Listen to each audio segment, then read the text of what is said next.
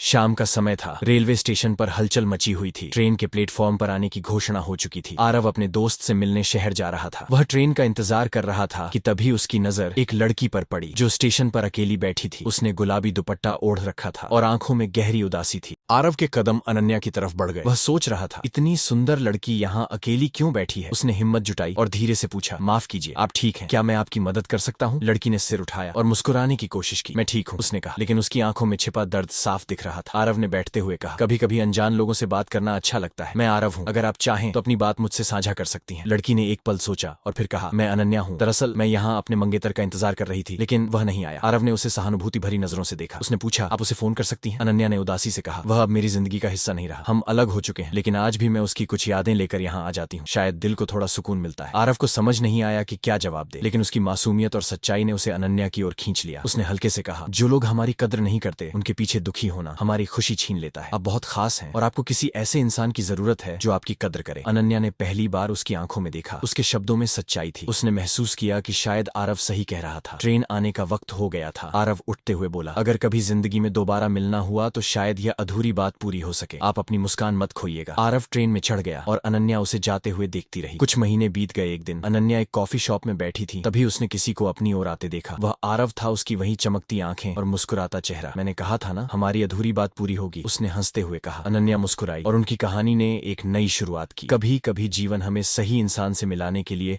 गलत इंसानों से दूर करता है।